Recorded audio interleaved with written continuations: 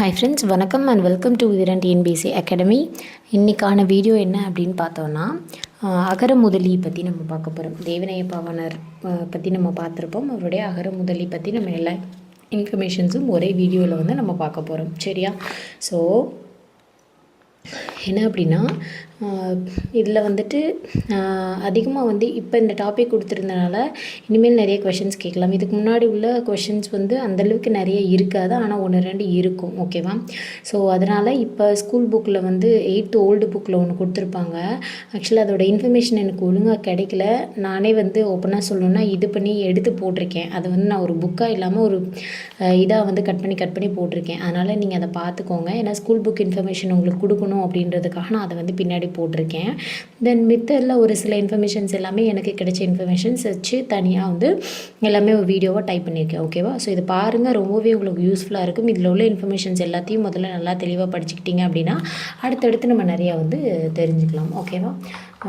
So படிக்கிறப்ப வந்து அப்படியே கன்சிஸ்டண்ட்டாக படிச்சுட்டே இருந்தீங்க அப்படின்னா நம்ம கண்டிப்பாக ஒரு நாள் சக்ஸஸ் பண்ணிடலாம். அண்ட் இப்போ என்ன படிக்கிறீங்களோ அதை தெளிவாக படிங்க அண்ட் ரிவைஸ் பண்ணிகிட்டே இருங்க. ஒரு நாள் ஒருத்தர் படிக்கிறீங்கன்னா நாள் என்ன படிச்சிங்களோ அதை காலையில் ரிவைஸ் பண்ணுங்கள். அப்போ தான் வந்துட்டு நம்ம அடுத்து வந்து வேறு வந்து நிறைய என்ன இன்ஃபர்மேஷன் தெரிஞ்சுக்க முடியும்.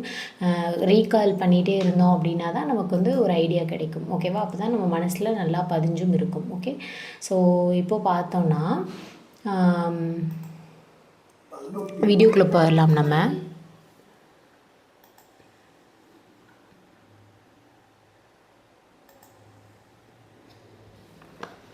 ஃபர்ஸ்ட் வந்து அகர முதலி. ஓகேவா? ஸோ அகர முதலி அப்படின்னா அகர முதலி இல்லைன்னா அகராதி அப்படின்னு சொல்கிறோம். ஓகேவா? ஸோ இது வந்து ஒரு அகராதி இல்லைன்னா அகர முதலி அப்படின்னா ஒரு மொழியில் உள்ள சொற்களை அகர வரிசைப்படி அ ஆ இ அந்த மாதிரி அகர வரிசைப்படி தொகுத்து அதுக்கான பொருளை கொடுக்குற நூல் தான் அகராதி அப்படின்றத, அதாவது டிக்ஷனரி அப்படின்ற மாதிரி சொல்லுவோம். ஓகேவா? ஸோ அப்போது சில நேரங்களில் அந்த சொற்கள் தொடர்பான வேறு நிறைய இன்ஃபர்மேஷன்ஸையும் வந்து அதுக்குள்ளே இருக்கும். இந்த நூலில் வந்து என்ன அப்படின்னா சொற்களை வந்து அகர வரிசையில் அடுக்கியிருப்பாங்க. ஃபஸ்ட்டு வந்து இப்போ தமிழில் எடுக்கிறோன்னா ஆனா ஆ ஆ, அடுத்து ஈல ஃபுல்லாக என்ன வார்த்தைகள் இருக்கோ இது. இப்போ எடுத்து இங்கே ஈனா ஈலே நிறையா இருக்குமா, அடுத்து இங்கே உள்ள வார்த்தை அடுத்து என்ன. இப்போ இங்கே ஈக்கு அப்புறம் இன்பம் அப்படின்னு இருக்குன்னா அடுத்து இப்போ வந்து இன்னல் அப்படின்றதுனா எந்த இன்னும் ஃபஸ்ட்டு வருமோ அந்த இன்னு தான் எடுத்து வரும். அடுத்த இன்னும் அந்த மாதிரி வந்து அரேஞ்ச் பண்ணுவாங்க. ஓகேவா? ஸோ அதுதான் வந்துட்டு அகராதி அப்படின்னு சொல்லுவாங்க. ஸோ அப்போ என்ன அப்படின்னா அகர வரிசைப்படி ஒரு மொழியை வந்து சொற்களையும் அதுக்கான பொருளையும் நிறைய விவரங்களோட கொடுக்குற ஒரு நூல் தான் வந்து அகராதி இல்லைன்னா அகர முதலி அப்படின்னு சொல்கிறோம். ஓகேவா? அதுக்கப்புறம் வந்து தமிழ் சொற்களுக்கான பொருட்கள் மற்றும் விவரங்களை தரும் நூலை தமிழ் அகராதி அப்படின்னு சொல்லுவோம். ஓகேவா? ஸோ இங்கே பாருங்களேன், நான் சொல்லியிருக்கேன், ஒரு சொல்ல தொடங்கும் சொற்கள் அவற்றின் 2வது எழுத்தை கொண்டு அகரவரிசைப்படுத்தப்படும். அடுத்து உள்ள எழுத்தை பொறுத்து தான் அகரவரிசைப்படுத்துவாங்க. இந்த மாதிரி இறுதி வர அகரவரிசையை வந்து அப்படியே கடைசி வரை பின்பற்றிக்கிட்டே வருவாங்க. அடுத்தடுத்து எந்த எழுத்து முன்னாடி வரும் அப்படின்ற மாதிரி. ஓகேவா? அதுதான் அகராதி அப்படின்ற சொல் வந்து ஃபஸ்ட்டு எப்படி பிரிக்கிறாங்கன்னு பாருங்கள். அகரம் கூட்டல் ஆதி அப்படின்னு பிரிக்கிறாங்க. ஓகேவா? ஸோ அப்போ அகரம் ஆதி அப்படின்ற 2 சொற்களின் சேர்க்கையினால் உருவானதான் அகராதி அப்படின்றது. ஒரு மொழியுடைய சொல் வளத்தை காட்டும் கண்ணாடியே அகராதி ஆகும். இந்த பாயிண்ட் ரொம்ப இம்பார்ட்டன்ட், நோட் பண்ணிக்கோங்க. ஓகேவா? அடுத்து பார்த்தோன்னா இதுதான் வந்து இது. இப்போ அகர முதலி அப்படின்றதுக்கான ஒரு பெயர் காரணம், அது எப்படி அந்த பெயர் வந்துச்சு அப்படின்றத பார்க்கலாம். அகராதி என்ற சொல் ஆதி என்ற சொல் வடமொழியிலிருந்து எடுத்தாளப்பட்டது. ஓகே, அப்போ அகராதி அப்படின்றது ஆதி அப்படின்றது வடமொழி சொல், அதிலிருந்து கொண்டு வரப்பட்டது. அதனால அது தேவநேய பாவாணர் என்ன பண்ணுவார்னா ஆதி அப்படின்ற சொல்லுக்கு இணையான தமிழ் சொல்லான முதலி என்ற சொல்லை பயன்படுத்தி அகர முதலி அப்படின்னு சொல்லுவார். ஓகேவா? அப்போ அகர முதலி அப்படின்னு அகர முதலி அப்படின்னு சொன்னவரே தேவநேய பாவாணர் தான். ஓகேவா? இந்த அகராதி அப்படின்ற வார்த்தை முதலாக எங்கே பயன்படுத்தப்பட்டது அப்படின்னா திருமூலரோட திருமந்திரத்தில் தான் அகராதி அப்படின்ற சொல் வந்து முதலாக இடம்பெற்றது. இது ரொம்ப இம்பார்ட்டண்ட், கொஷின் கேட்குறதுக்கான சான்சஸ் ரொம்பவே அதிகம். ஓகேவா? பார்த்துக்கோங்க. அடுத்ததாக வந்து வேற என்ன அப்படின்னு பார்த்தோன்னா அதாவது என்னென்னா இந்த தமிழ் அகராதிகளுக்கு முன்னோடியாக இருந்தது எது அப்படின்னா நிகண்டுகள் அப்படின்னு சொல்லக்கூடியது தான் வந்து. ஓகேவா? அப்போது தமிழ் அகராதிகள் தோன்றுவதற்கு முன்பே தமிழ் சொற்களின் பொருட்களை அறிந்து கொள்ள பயன்படுத்தப்பட்டது எது அப்படின்னா நிகண்டுகள். தமிழில் உள்ள அகராதி அப்படின்ற வரக்கு முன்னாடி அதோட பொருள் எல்லாத்தையும் தெரிஞ்சுக்கிறதுக்கு நிகண்டுகள் அப்படின்ற ஒன்று தான் யூஸ் ஆச்சு. ஓகே, அப்போ நிகண்டு என்பது சொற்களுக்கு பொருள்கள் தருவதற்காக உருவாக்கப்பட்ட அதுவும் ஒரு நூல் வகை. ஓகேயா? அப்போ தமிழில் அகராதிக்கு முன்னோடியாக இருந்தது எது அப்படின்னா நிகண்டு அப்படின்றது தான். இந்த நிகண்டுகள் பற்றி பார்க்குறோம். நிகண்டுகள் வழியே வந்தது தான் அகராதி. நிகண்டுகள் மூலமாக வந்தது தான் அகரமுதலி அப்படின்றது. இந்த நிகண்டு அப்படின்றது ஒரு வடமொழி சொல். ஓகேவா? நிகண்டு என்பது தமிழ் மொழியின் தொகுப்பு அகராதி, தொகை அகராதி, தமிழ்பா அகராதி, தொகுதி கூட்டம், சொற்றொகை, இந்த மாதிரியெல்லாம் அழைப்பாங்க. ஓகே, ஸோ இப்போ நிகண்டுகளுக்கான வேறு பெயர்கள் என்னென்ன பார்த்துக்கோம். ஏன்னா இல்லாதது தொடர்பு இல்லாதது ஒன்று அப்படின்னு கேட்டாங்கன்னா நம்ம கண்டிப்பாக இது பண்ணலாம், மாட்டிக்குவோம். தமிழ் மொழியின் தொகுப்பு அகராதி, தொகை அகராதி, தமிழ்பா அகராதி, தொகுதி கூட்டம், சொற்றொகை, இதெல்லாம் வந்து நிகண்டு அப்படின்றதுக்கான வேறு பெயர்கள். ஓகேவா? அடுத்து முதலில் தோன்றிய நிகண்டு என்ன அப்படின்னு பார்த்தோன்னா, ஓகே, ஸோ முதலாக தோன்றிய நிகண்டு எது அப்படின்னா சேந்தன் திவாகரம் அப்படின்றது தான். ஓகேவா? அப்போ முதலாக தோன்றியது சேந்தன் திவாகரம். இந்த நிகண்டுகள்லே வந்து ரொம்ப சிறந்தது திவாகரன் அப்படின்றவருடைய சேந்தன் நிகண்டு அப்படின்றதான். நிகண்டு நூல்கள்லே ரொம்ப சிறந்தது அப்படின்னு பார்த்தோன்னா சூடாமொழி நிகண்டு. ஓகேவா? அடுத்து மக்கள், விலங்கு, மரம் என்னும் 12 பெயர் தொகுதிகளை தமிழிலும் சொற்கள் வகைப்படுத்தப்பட்டிருப்பது சூடாமணி நிகண்டாகும். இந்த சூடாமணி நிகண்டில் என்ன பண்ணியிருக்காங்கன்னா மக்கள், விலங்கு, மரம் அப்படின்னு சொல்லி நிறையா 12 பெயர் தொகுதிகளில் வந்து தமிழில் உள்ள சொற்கள் எல்லாத்தையும் அப்படியே வந்து தனியாக வகைப்படுத்தியிருப்பாங்க. அது எதுலன்னா சூடாமணி நிகண்டில். ஓகேவா? ஸோ அப்போ இங்கே ரொம்ப இம்பார்ட்டன்ட் அப்படின்னா நிகண்டுகள் வழியே வந்தது தான் அகரமுதலி அப்படின்றதும், அதுக்கான பெயர்கள் என்னென்ன அப்படின்றதும், முதலாக தோன்றிய நிகண்டு வெரி இம்பார்ட்டன்ட். நிகண்டுகளே மிக சிறந்தது சூடாமணி நிகண்டு, ரொம்ப இம்பார்ட்டன்ட். ஓகேவா? பார்த்துக்கோங்க. அடுத்து வந்து நிகண்டுகளில் உள்ள குறைபாடுகளை நீக்கி பயன்படுத்தத்தக்க முறையில் சொற்களை ஒழுங்குபடுத்துவதற்காக உருவாக்கப்பட்டது தான் அகராதி. இந்த முன்னாடி நிகண்டுன்னு தானே இருந்துச்சு, அதில் உள்ள குறைகள் எல்லாத்தையும் நீக்கி சொற்கள் எல்லாத்தையும் ஒழுங்குபடுத்தி உருவாக்குனது தான் அகராதி அப்படின்றது தான். ஓகே, அப்போ நிகண்டுகளின் வழியே வந்தது தான் அகரமுதலி அப்படின்னு சொல்கிறோம். ஓகே, இப்போது இந்த நிகண்டுகளோட வகைகள் என்னென்ன அப்படின்னு நம்ம பார்க்கலாம். ஓகேவா? ஓகே, ஸோ அப்போ நிகண்டுகளின் வகைகள். நிகண்டுகள் அப்படின்னு பார்த்தோன்னா திவாகரம். ஓகேயா? திவாகர நிகண்டு, பிங்கள நிகண்டு, சூடாமணி நிகண்டு, அகராதி நிகண்டு, உரிச்சொல் நிகண்டு, கயாத்தர நிகண்டு. ஓகேவா? இந்த மாதிரி 6 வகைகளாக இருக்குது. ஓகேவா? ஸோ 6 வகைகளாக இருக்குது.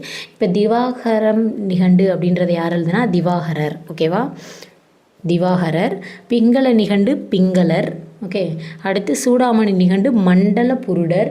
அப்புறம் வந்து அகராதி நிகண்டு சிதம்பர ரேவண சித்தர். அடுத்து உரிச்சொல் நிகண்டு காங்கேயர். கயாத்தார நிகண்டு கயாதரர். ஓகேவா? ஸோ இது வந்து நிகண்டுகள் வந்து எழுதினவர். ஓகே,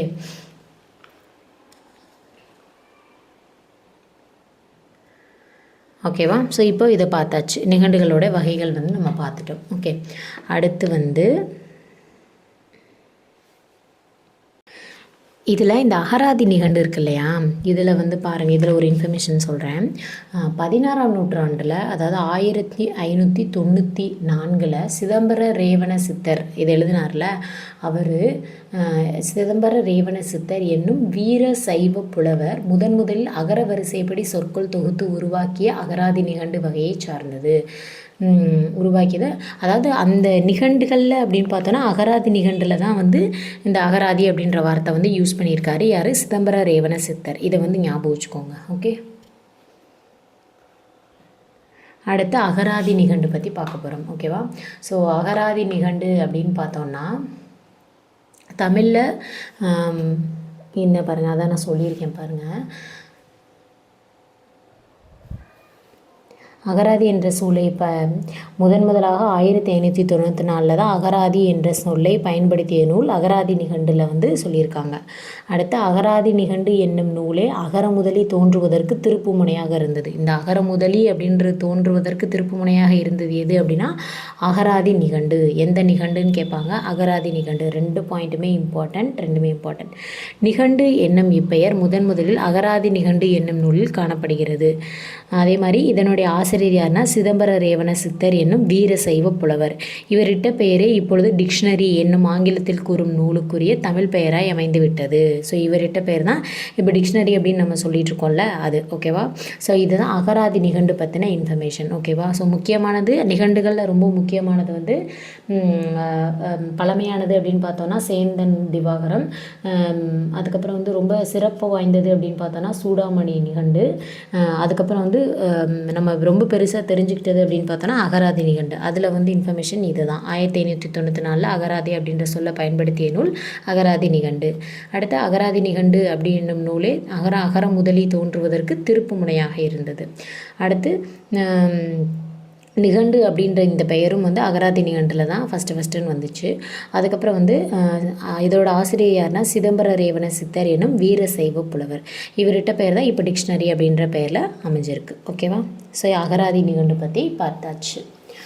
அடுத்து வந்து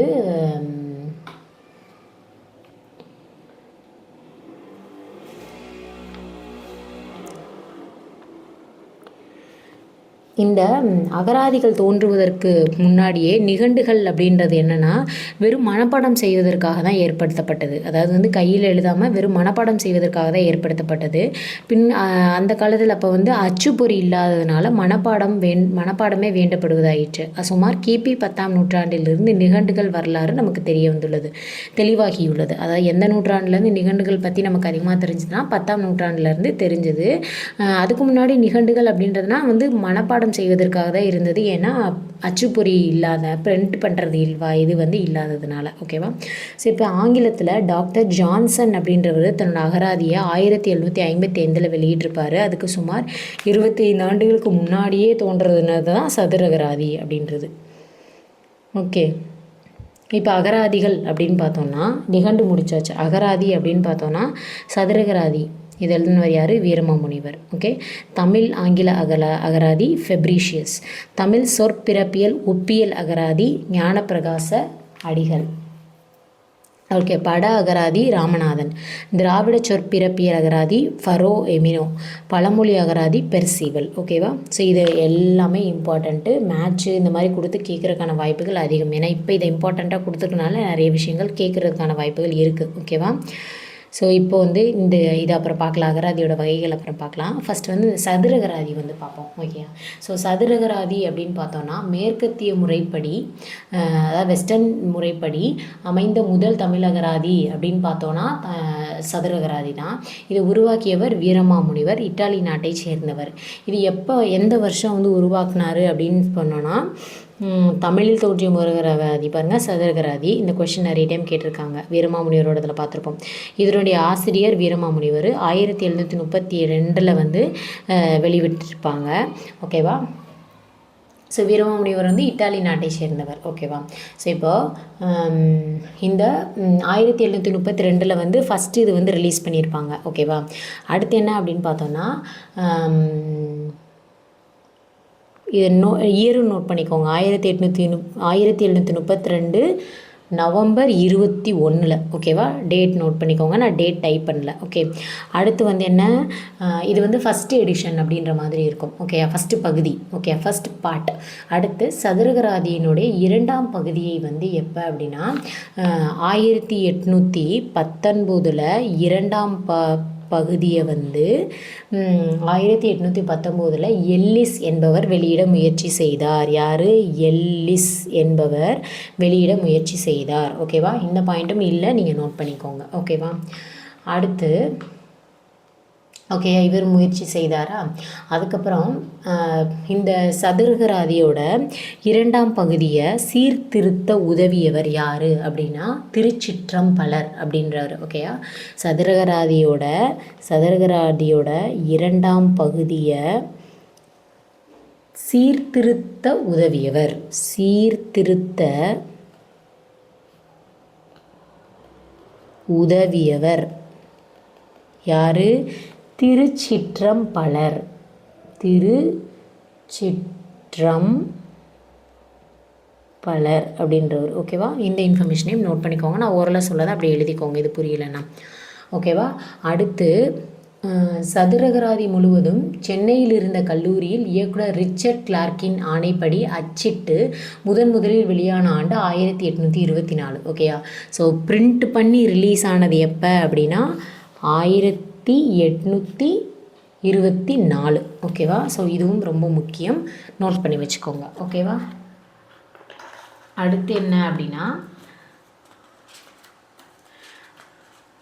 இது எல்லாத்தையுமே வந்து இந்த விதிகள் ரிலீஸ் பண்ணுறது இது எல்லாத்தையுமே வந்து மேற்பார்வையிட்டவர் அப்படின்னா யார் அப்படின்னு பார்த்தோம்னா, இதெல்லாம் மேற்பார்வையிட்டவங்க யாருன்னா தாண்டவராயர் மற்றும் ராமச்சந்திர கவிராயர். ஓகேவா? ஸோ இவங்க 2 பேரையும் ஞாபகம் வச்சுக்கோங்க. ஓகே, அடுத்து இந்த பாயிண்ட் வாங்க. சதுர் அப்படின்னா 4 அப்படின்றது தான் அர்த்தம். ஓகே, அப்போ சதுரகராதியில் பெயர் பொருள் தொகை தொடை என்னும் வரிசை முறையில் 4ஆக பகுத்து சொற்களுக்கு பொருள் விளக்கம் தந்துள்ளனர். ஓகேவா? ஸோ இதான் சதுரகராதியில் 4ஆக வந்து பிரித்து அதுக்கு வந்து பொருள் கொடுத்துருக்காங்க. ஓகேவா? அடுத்து என்ன அப்படின்னு பார்த்தோன்னா, ஸோ இப்போ இதை ஒரு ஓரலாக சதுரகராதி அப்படின்றத பற்றி மறுபடியும் ஒரு அவுட்லைன் பார்த்துடலாம். ஓகே, ஸோ மேற்கத்திய முறைப்படி தமிழில் தோன்றிய முதல் அகராதி சதுரகராதி. இதன் ஆசிரியர் வீரமாமுனிவர். இது வெளிவந்த ஆண்டு 1732. ஓகேவா? 32 நவம்பர் 21. ஓகேவா? அதையும் நோட் பண்ணிக்கோங்க. ஓகே, சொல்லிட்டேன். அடுத்து வந்து சதுரகராதியோட 2ஆம் பகுதி அப்படின்னு பார்த்தோன்னா 1819 எல்லிஸ் அப்படின்றவர் வந்து ரிலீஸ் பண்ணுறதுக்கு முயற்சி செஞ்சுருப்பார். அதுக்கப்புறம்னா சதுரகராதியோட 2ஆம் பகுதியை சீர்திருத்த உதவியவர் யார்? திருச்சிற்றம்பலர். அதுக்கப்புறம் சதுரகராதி முழுவதும் சென்னையில் இருந்த கல்லூரியின் இயக்குனர் ரிச்சர்டு கிளார்க்கின் ஆணைப்படி அச்சிடப்பட்டு முதலில் வெளியான ஆண்டு 1824. ஓகேவா? ஸோ இந்த 4 பாயிண்ட்டும். அடுத்து சதுர் அப்படின்னா 4 அப்படின்றது பொருள். சதுரகராதியில் பெயர் பொருள் தொகை தொடை என்னும் வரிசை முறையில் 4ஆக பகுத்து சொற்களுக்கு பொருள் விளக்கம் தந்துள்ளனர். ஓகேவா? ஸோ இதான் சதுரகராதி பற்றி. ஓகே, அடுத்து வந்து அகராதிகளை வெளியிட்டவர்கள் அப்படின்னு பார்க்கலாம். ஓகே, ஸோ அகராதிகள் வெளியிட்டது அப்படின்னு பார்த்தோம்னா வீரமாமுனிவருடைய அகராதிகள் என்ன அப்படின்னு பார்த்தோம்னா தமிழ் லத்தீன். ஓகே, ஸோ வீரமாமுனிவரோட அகராதிகள் என்னென்ன அப்படின்னா தமிழ் லத்தீன், இங்கே பாருங்கள், Tamil Latin, Latin Tamil, Tamil French, French Tamil, Portuguese Tamil, French, இந்த மாதிரி எல்லா அகராதிகளையும் வந்து வெளியிட்டிருக்காரு. ஓகே, தமிழ்லேருந்து லத்தீனுக்கு, லத்தீன்லேருந்து தமிழுக்கு, தமிழ்லேருந்து ஃப்ரெஞ்சு, ஃப்ரெஞ்சுலேருந்து தமிழ், அப்புறம் போர்ச்சுகீஸ்லேருந்து தமிழ், ஃப்ரெஞ்சு, இந்த மாதிரி அகராதிகளை வந்து ரிலீஸ் பண்ணியிருக்காரு. அடுத்து வந்து இன்னொருத்தவங்க யார் அப்படின்னு பார்த்தோன்னா லெவி ஸ்பால்டிஸ் அப்படின்றவர் வந்து தமிழ் அகராதி கொடுத்துருப்பாரு. அடுத்து கதிரவேல் பிள்ளை இவர் வந்து யாழ்ப்பாணத்தை சேர்ந்த கதிரவேல் பிள்ளை அப்படின்றவர் வந்து தமிழ் சொல் அகராதி அப்படின்றது கொடுத்துருப்பாரு. ஓகேவா? ஸோ இதை வந்து சங்க அகராதி அப்படின்னு வந்து சொல்லுவாங்க. ஓகேவா? ஸோ அப்போ சங்க அகராதி அப்படின்னு சொல்லக்கூடியது எது அப்படின்னா இந்த தமிழ் சொல் அகராதி அப்படின்றது தான். ஓகே, ஸோ அப்போ இது வந்து தமிழ் சொல் அகராதி அப்படின்னா வந்து யாரோடது? இந்த கதிரவேலனார். ஓகேவா? தமிழ் சொல் அகராதி வெளியிட்டவர் யாழ்ப்பாணத்தை சேர்ந்த கதிரவேலனார். சங்க அகராதி என்றும் அழைக்கப்படுகிறது. ஓகே, அடுத்து வேறு யார்? குப்புசாமி அப்படின்றவர் தமிழ் பேரகராதி. அடுத்து வந்து ராமநாதன் அப்படின்றவர் படங்களுடன் கூடிய அகரமுதலி. இது வந்து 20ஆம் நூற்றாண்டு தமிழ் அகராதி. ஓகே, ராமநாதன் அப்படின்னா படங்களுடன் கூடிய அகரமுதலி. அடுத்து வின்சுலோ அப்படின்றவர் தமிழ் ஆங்கில பேரகராதி. ஓகே, வின்சுலோ அப்படின்றவர் தமிழ் ஆங்கில பேரகராதி. ஓகே, ஸோ இதை வந்து பார்த்துக்கோங்க. ஸோ இப்போது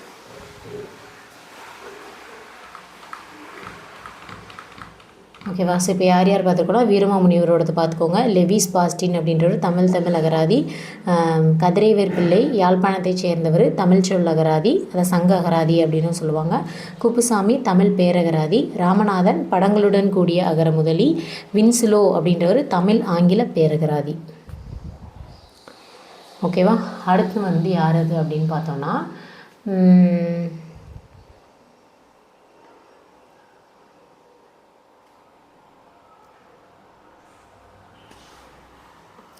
அடுத்து யாரா இந்த பவானந்தர் அப்படின்றவர். ஓகே, ஸோ பவானந்தர் அப்படின்றவரோடது பார்த்தோன்னா தற்கால தமிழ்ச்சொல் அகராதி, அதாவது தற்கால தமிழ்ச்சொல் அகராதி. இது எப்போ வெளியிட்டிருப்பாங்க அப்படின்னா வெளியிட்ட ஆண்டு 1925 வந்து வெளியிட்டிருப்பாங்க. மதுரை தமிழ் பேரகராதி 1937 வந்து வெளியிட்டிருப்பாங்க. இது வந்து பவானந்தரோடது. அடுத்து வந்து மு சண்முகம் அப்படின்றவர் வந்து தமிழ் அகரமுதலி 1985 வெளியிட்டிருப்பாங்க. இது தமிழ் பாடநூல் நிறுவனத்தால் வெளியிடப்பட்டது. ஓகே, தமிழ் அகரமுதலி மு சண்முகம் 1985. ஓகே, ஸோ இதையும் நோட் பண்ணிக்கோங்க. அடுத்து வந்து 20ஆம் நூற்றாண்டில் வெளிவந்த ஒரு மிகப்பெரிய அகரமுதலி அப்படின்னு பார்த்தோன்னா சென்னை பல்கலைக்கழக அகராதியாகும்.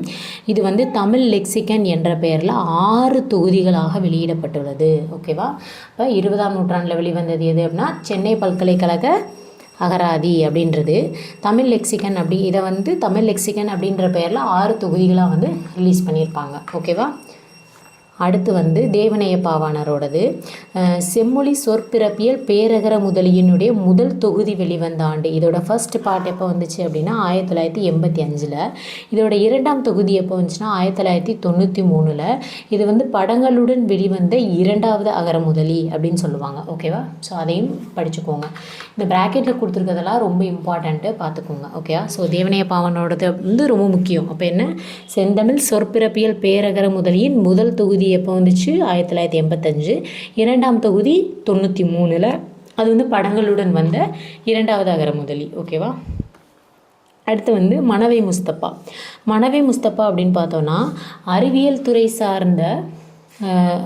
சார்ந்த துறைவாரியான கலைச்சொல் அகரமுதலியை தொகுத்து வெளியிட்டார். ஓகேவா. அப்போ அறிவியல் சார்ந்த துறைவாரியான கலைச்சொல் அகரமுதலியை வெளியிட்டவர் மனவை முஸ்தபா.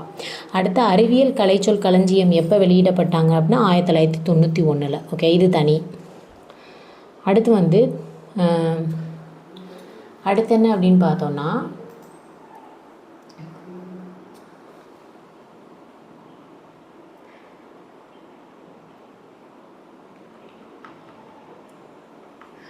இந்த படங்களுடன் வெளிவந்த முதல் 2வது அகராதி வந்து எது அப்படின்னா நம்ம தேவநேய பாவாணரோடதுன்னு பார்த்தோம். ஓகே, செந்தமிழ் சொற்பிறப்பியல் 2வது பகுதி வந்து படங்களுடன் வந்தது அப்படின்னு பார்த்தோம்.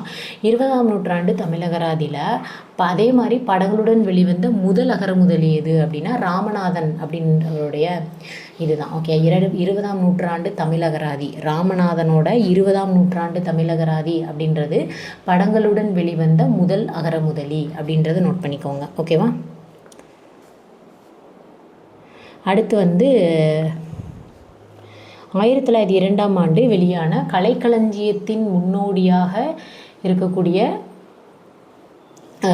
கலைக்களஞ்சியத்தின் முன்னோடியான அபிதான கோஷம் இலக்கிய புராண இதிகாச செய்திகளை கூறுகிறது.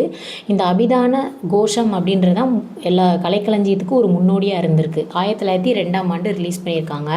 இந்த அபிதான சிந்தாமணி கலைக்களஞ்சியம் அப்படின்றது பார்த்தோன்னா சிங்காரவேலனார் 1934 வெளியிட்டிருப்பார். புலவர்கள் பழம்பெரும் இலக்கியங்கள் இலக்கிய கதை மாந்தர்கள் கோவில்கள் இந்த பற்றின விவரங்கள் எல்லாமே இதில் கொடுத்துருப்பாங்க. ஓகே, அபிதான சிந்தாமணி கலைக்களஞ்சியம். ஓகே, யார், சிங்காரவேலனார் 1934.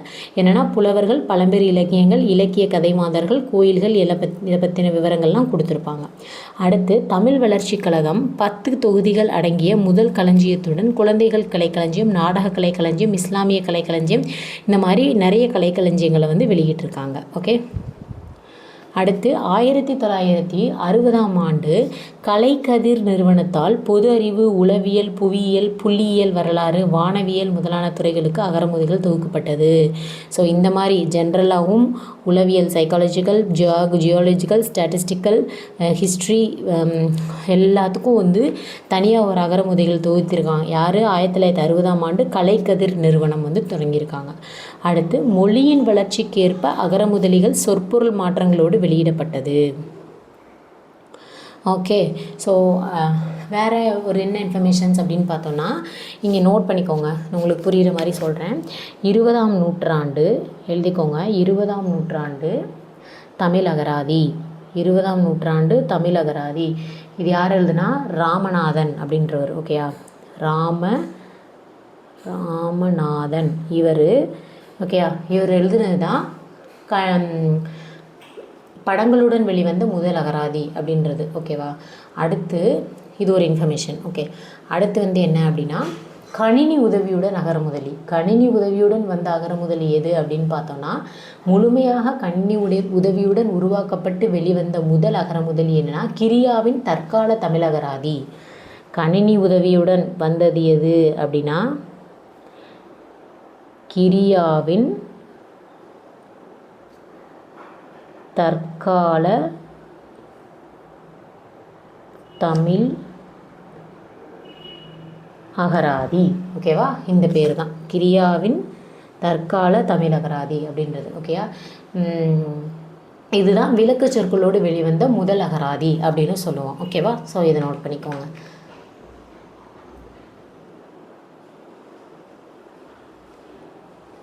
ஸோ வேறு இன்ஃபர்மேஷன்ஸ் எல்லாமே நான் சொல்லியிருக்கேன்.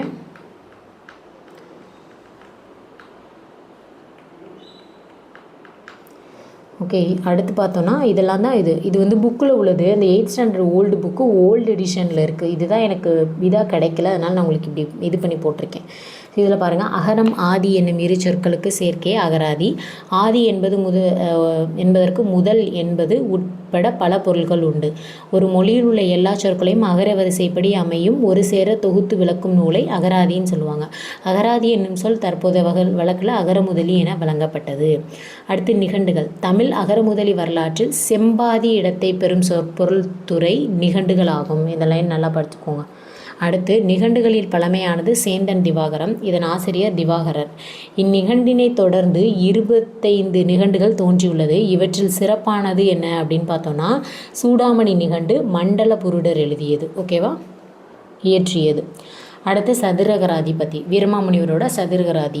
வீரமாமுனிவர் தொகுத்த சதுரகராதி தமிழில் தோன்றிய முதல் சதுரகராதி. இது 1732 நவம்பர் 21ஆம் தேதி வெளிவந்திருக்கும். சதுர் அப்படின்றதன் பொருள் 4. இந்நூலில் பெயர், பொருள், தொகை, தொடை அப்படின்னு சொல்லி 4 வகைகளையும் தனித்தனியாக விளக்கியிருப்பாங்க. வீரமாமுனிவர் வந்து தமிழ் லத்தீன் அகராதி, லத்தீன் தமிழ் அகராதி, தமிழ் ஃப்ரெஞ்சு அகராதி, ஃப்ரெஞ்சு தமிழ் இப்படி மாற்றி Tamil Latin, Latin Tamil, Tamil French, French Tamil, Portuguese Latin Tamil அகராதி ஆகிய அகரமுதல்களை உருவாக்கியுள்ளார். அடுத்து அகரமுதலி அப்படின்றது திருமூலரின் திருமந்திரத்தில் தான் அகராதி என்னும் சொல் வந்து முதலாக இடம்பெற்றது. நிகண்டுகளில் ஒன்றான அகராதி நிகண்டில் இச்சொல் அடைமொழியாக அமைந்துள்ளது. அகராதி நிகண்டுகள் மூலமாக தான் அகரமுதலி அப்படின்ற வார்த்தை. இந்நூலே அகரமுதலிகள் தோன்றுவதற்கு ஒரு திருப்பு முனையாக அமைந்தது. எந்த நூல்? இந்த அகராதி நிகண்டு அப்படின்றது. சொற்கள் முதலெழுத்து மட்டுமே அகர வரிசையில் அமைந்திருக்கின்றன. அடுத்து சதுரகராதி இது பார்த்தாச்சு. அடுத்து பிற அகரமுதலிகள் என்ன அப்படின்னு பார்த்தோன்னா தமிழ் அகரமுதலி அப்படின்றது வந்து லெவிஸ் பால்டிஸ். நம்ம எல்லாமே அந்த நோட்ஸில் வீடியோவில் பார்த்துருப்போம். லெவிஸ் பால்டிஸ் அப்படின்றவர். அடுத்து வந்து யாழ்ப்பாணம் கதிரைவேலனார் வந்து தமிழ் சொல்லகராதி சங்க அகராதி அப்படின்னு சொல்லுவாங்க. இந்த சொல்லின் மூலம் மேற்கோள் அமைத்தல் என்னும் மரபு பின்பற்றப்பட்டது. தமிழ் பேரகராதியின் ஒன்றை குப்புசாமி தொகுத்து வெளியிட்டார். ராமநாதன் என்பவர் படங்களுடன் கூறிய ஒரு அகராதியை வெளியிட்டார். இந்நூல் 20ஆம் நூற்றாண்டு தமிழகராதி என்னும் பெயரில் வெளிவந்தது. இப்போ நான் கூட சொன்னேன் இந்த இன்ஃபர்மேஷன். 20ஆம் நூற்றாண்டு தமிழகராதி அப்படின்றது ராமநாதன் இயற்றிய படங்களுடன் கூடிய ஒரு தமிழகராதி. இதான் முதல்ல படங்களுடன் வந்தது அப்படின்னு சொன்னேன். அடுத்து வின்சுலோ அப்படின்றவர் தமிழ் ஆங்கில பேரகராதியை தொகுத்து வெளியேற்றிருப்பார்.